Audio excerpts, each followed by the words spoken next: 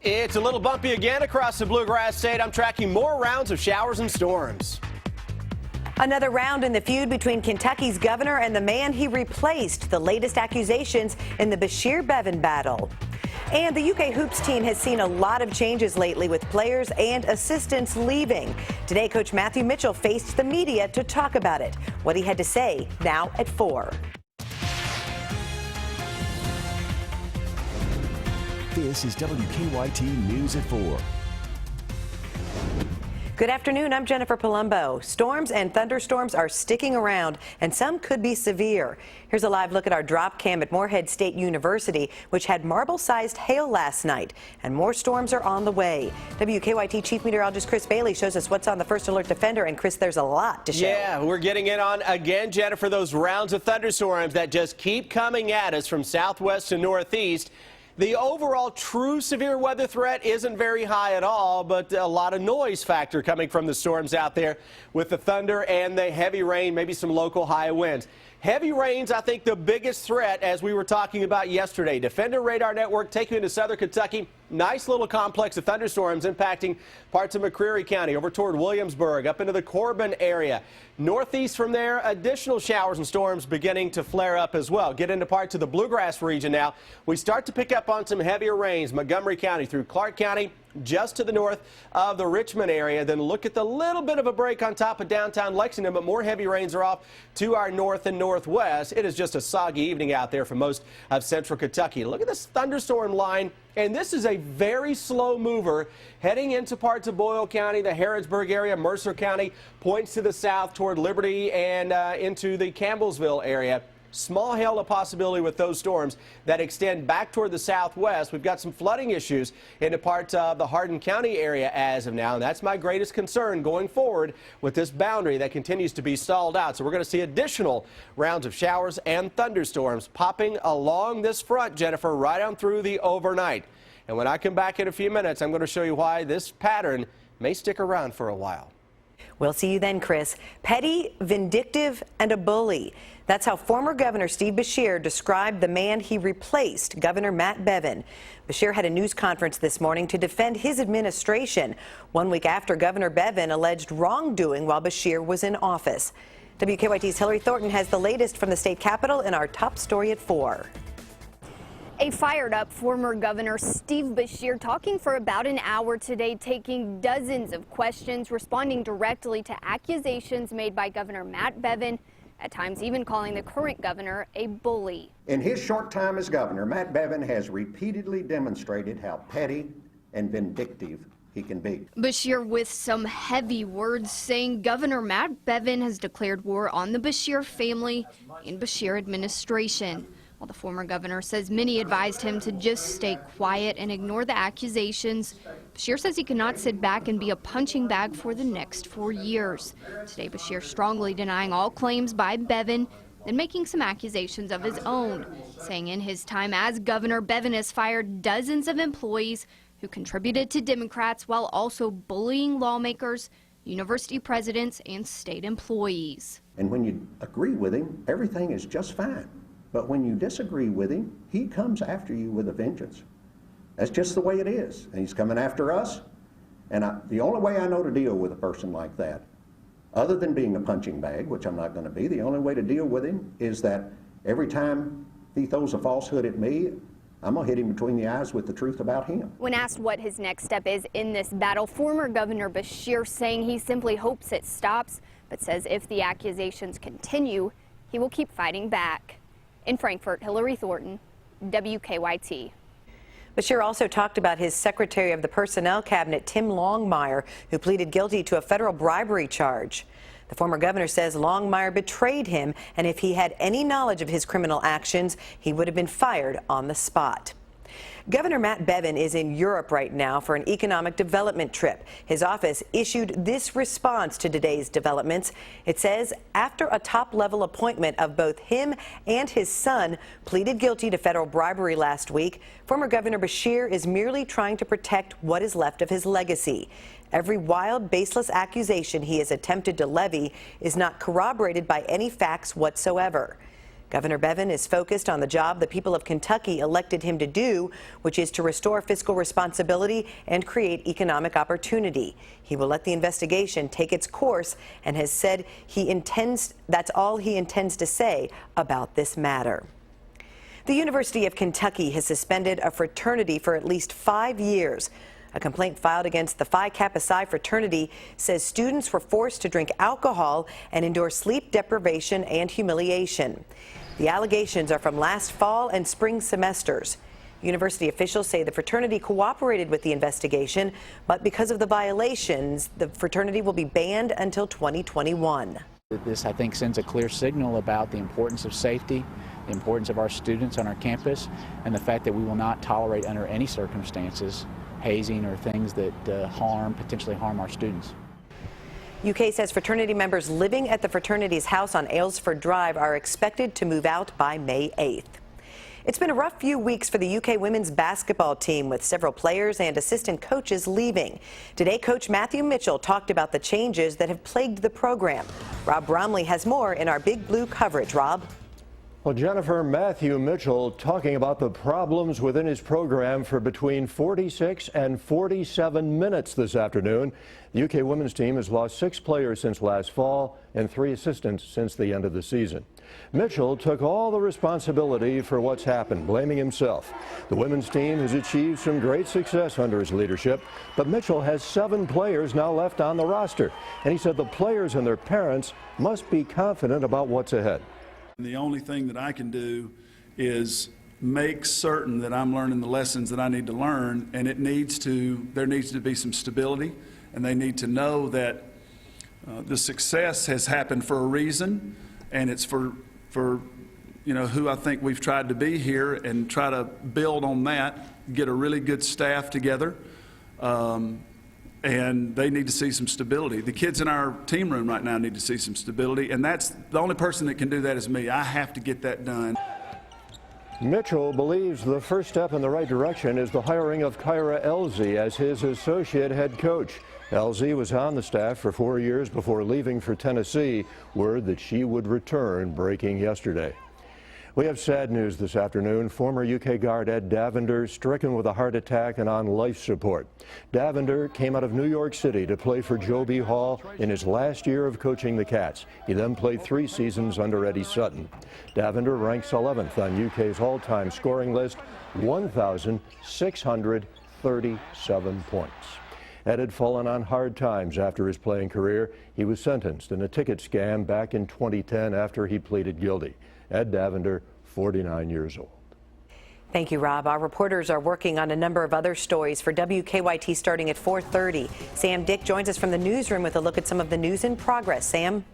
Good afternoon, Jennifer. Employees tackled a man suspected of stealing from a tip jar at a Lexington bar. Police say that Dorian Webb stole money from the tip jar at Max Karaoke on Lane Allen Road just before 3 this morning. When the DJ confronted him, employees say Webb pulled out a gun. They calmed him down while customers left the bar. He eventually tried to get away, and that's when employees made their move. Employees say Webb also had a knife in his pocket. He's charged with robbery. No one was hurt. We'll have more on this story ahead on WKYT News at 4:30. Police want to find the vandals who targeted a city park. We looked at the damage at the Bill Woods Park in downtown Williamsburg this morning. Vandals damaged a fountain, wrote graffiti on some benches, and set a large tree on fire. The mayor tells us that he thinks the damage happened overnight and juveniles are behind it. We'll hear from him ahead on WKYT News coming up at 4:30. He says the project is moving along. Today we received an update on the Centerpoint project as well as some other improvements planned for downtown Lexington. Centerpoint is planned to include a 170,000 square foot 10-story office building with a bank and a restaurant on the ground floor, an 11-story Marriott hotel, a separate extended stay hotel, apartments, and an underground parking garage. Right now you're seeing a lot of activity in the hole. It's necessary for us to go ahead and put weatherproofing around the limestone edge of the project, so that's happening. It's like a swimming pool edge. Next step will be they'll put a liner on. Next step will be on that. They'll put the retaining walls in. That'll form the garage. Then we're going to go right on up with the project. And we'll also have more on a new project plan to give Midland Avenue a makeover, including a rooftop greenhouse, on WKYT News at 5. That's a look at some of the news in progress. A busy day, Jennifer. Back to you. It is, Sam. Thank you. Now to a story making headlines across the nation at 4. Donald Trump and Hillary Clinton are the clear frontrunners after yesterday's primaries. And today, one of the candidates hoping to catch Trump made a surprise announcement. Steve Nannis has the latest on the race for the White House.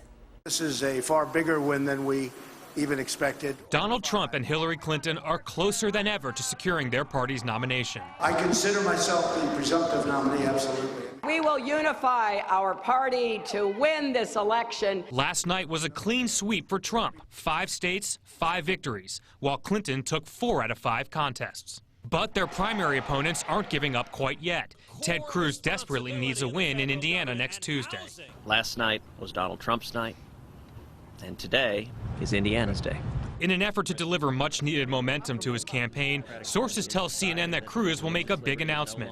If he becomes the nominee, Carly Fiorina will be his running mate. Cruz has an uphill battle to climb. Trump now needs just 49% of the remaining delegates to win and prevent a contested convention.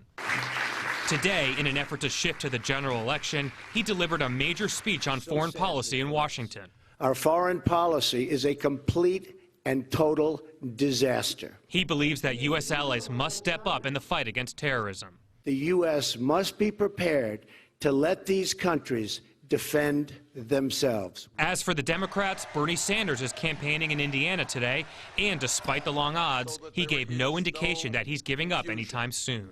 We are in this campaign to win and become the Democratic nominee. In Washington, I'm Steve Nannis.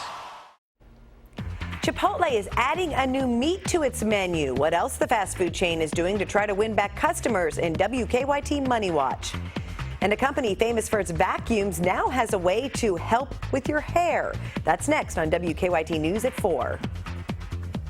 Keep up with the latest news on WKYT.com. Join the conversation on Twitter and become a part of the WKYT Facebook family.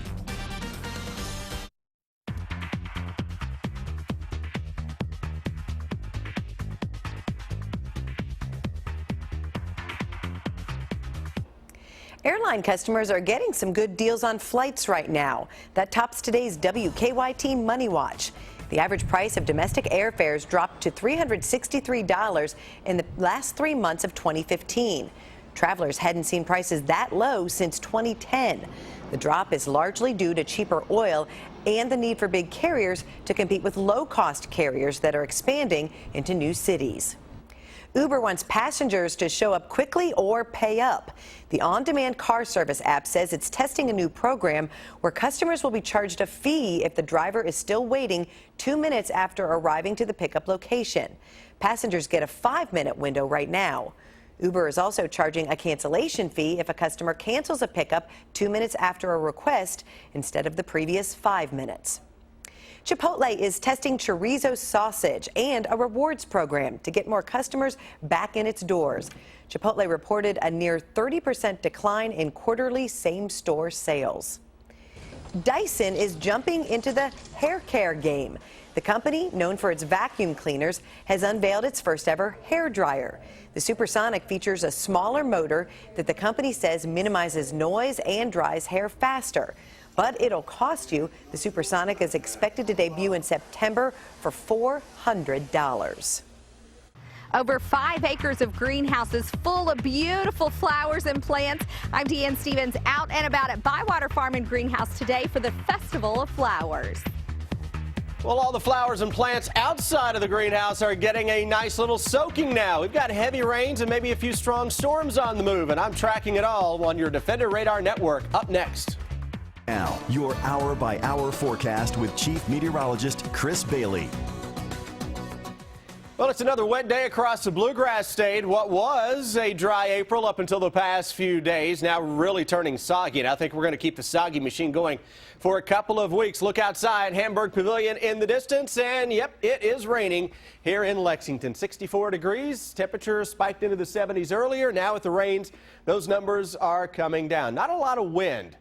that we're seeing unless you get under one of these strong thunderstorms. And those thunderstorms now beginning to flare up a little more across parts of southern Kentucky, from Pulaski County, southeast of the Somerset area, north of Whitley City, right on top of Corbin, north of Williamsburg, and heading over toward the Barberville area. Let's look at a live cam here along Interstate 75 in Corbin. Wet roads. Strongest part of this storm is just to our south, Corbin. It's heading into parts of Knox County as we speak. Back to the west and southwest, flooding potential here into parts of Hardin County, and these thunderstorms out ahead of that line that's out across Interstate 65, ramping up a bit here, northern parts of Casey County. That's a very slow-moving thunderstorm. The overall severe weather threat, quote unquote, is fairly low. Yes, we can pop a warning or two this evening, but it is more of a heavy rain threat. So folks here in the northern parts of Casey County heading in toward the Houstonville area of Lincoln County shortly and up into southern Boyle County. Got to keep an eye on that. That extends a little farther to the north, Harrodsburg, Salvisa, into parts of the Garrett County area getting in on heavy rain. Just a soaking rain into Frankfort, into Georgetown, Sadieville, Lexington. We've had those on and off rains. Heaviest stuff is just to our north and northeast, kind of a little donut hole right on top of the downtown area. Still a few sprinkles. Heavy rain, Mount Sterling, Owingsville, down into parts of Winchester. Front is draped across the area again. It was here yesterday. It's here today. It'll likely be around tomorrow. Notice this little cluster of some showers and storms coming out of northern Mississippi into western Tennessee. Let's watch a future radar, and we will actually see some of that stuff cruising from southwest to northeast as we get deeper into the evening and wee hours of the morning. I'll loop this one more time. Watch your timeline up here, pick out your location, and here we go with these waves of showers and storms that keep coming at us as we go through the evening into the wee hours of tomorrow morning. Computer models really trying to pinpoint the areas that we were just showing you on your Defender Radar Network of having the slowest moving and strongest storms. Local flash flooding is a possibility this evening heading into the overnight. It's not a widespread flood event or anything like that, but you get under one or two of those storms in a row and you can get some smaller creeks and streams especially to come up. 75 for the day tomorrow. We go toward the weekend. After a little break on Friday, the storms return. Derby week looks cooler and right now rather unsettled toward the middle of next week. Let's see how the roads are looking. We know they're wet. Here's Officer Don. Live look at Lexington rush hour traffic this afternoon with the wet roads. Slow traffic leaving downtown, like Newtown Pike, all the way out to the Circle, and the interstate's pretty heavy at the moment on the north side. Saying the same things at North Broadway and the Circle, not quite as bad there. And a non-injury collision on the inner loop of Manowar. This one is just past Sir Barton. Drive times this afternoon going to be impacted because of the wet roads, of course, to Nicholasville, dealing with about 12 to 14 minutes at times. And right now to Winchester, about normal on 64. Now back to you in the studio. Thank you, Officer Don. This weekend, you have a special chance to yards. Deanne Stevens is out and about today. She joins us from Bywater Farm and Greenhouse to tell us about their Festival of Flowers. Hi, Deanne. Good afternoon, guys. We are here in Georgetown today where we are preparing for this huge Festival of Flowers at Bywater Farm and Greenhouse. Isn't this place beautiful? That's something to put a little smile on your face. I love flowers. Steve Pfister is with us, and 'tis the season for flowers, right? It definitely is the time of year for the flowers. We're about at the end of the period where you get frost. You got another week maybe, but then we're at the end of that, so now we can just go crazy. Now's the time to get your flowers out, right? And I told you this when we were talking about doing this story. Flowers just add so much to someone's home. They add a tremendous amount.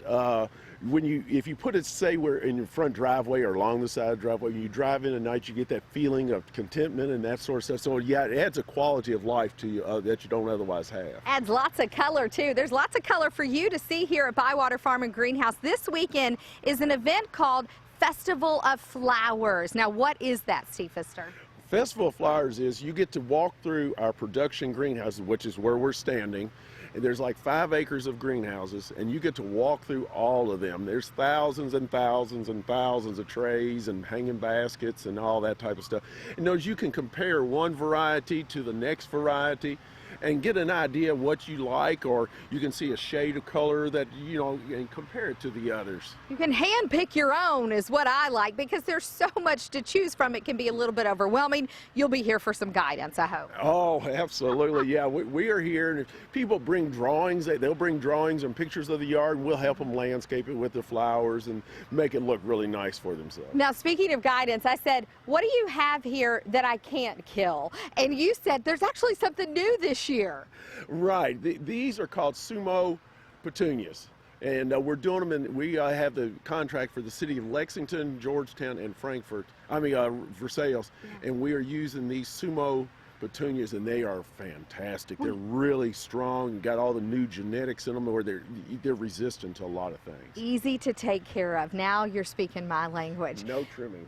Bywater Farm and Greenhouse, located just a mile past the courthouse here in Georgetown. Now, coming up at 4:50, you can make your own potted plants. These whole perfect, by the way, for Derby and Mother's Day, which is next weekend. So we're going to be putting some potted plants together for you when we return here at Bywater Farm and Greenhouse. Festival of Flowers is this weekend. I'm Deanne Stevens, out and about. Back to you guys. I like those new petunias. Thank you, Deanne.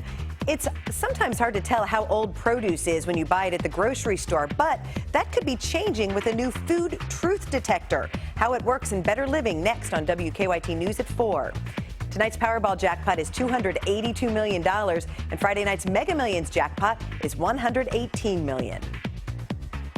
It's time for Better Living, health, education, and consumer news that impacts your life. Some apples can be stored and sold up to 10 months after they're picked, but how can you tell? As Anna Werner reports, companies are developing technology to show when food was picked, how nutritious it is, and whether it contains pesticides. Think about this as the ultimate truth detector. We're inside a Target warehouse in Lake City, Florida, where food tester Calvin Solomon spends 8 hours each day holding what looks like a gun, shooting light into fruits and vegetables. The gun is actually something called a mass spectrometer that scans the produce, identifying a sort of fingerprint of each item. It's going to let us know, and the customers know, what they're buying, where it's from, and how long it's going to last. This machine is a prototype of what the company hopes will one day be a scanner that will tell consumers everything they could want to know about their food. Greg Shoemaker is Target's entrepreneur in residence who came up with the idea. We know less about the food we eat today than in any other time in history. Each wavy line on the monitor measures a particular level, like for vitamin C, antioxidants, or moisture, which can indicate the ripeness of each piece of fruit. The hope is that one day a single scan will uncover information like where the fruit was grown, even down to which side got more sunlight, when it was picked, and how long it could be before it goes bad. And produce is just the beginning. The team's ultimate goal is to eventually be able to track and identify all foods around the globe. Then hopefully equip consumers with their own handheld devices or smartphone apps to use to scan food. Think about if you say, hey, our produce is fresher, and guess what? We're going to also arm you with the ability to fact check that. Anna Werner, CBS News, Lake City, Florida. The news is just getting started. Here are Sam Dick and Amber Philpott with what's coming up at 4:30.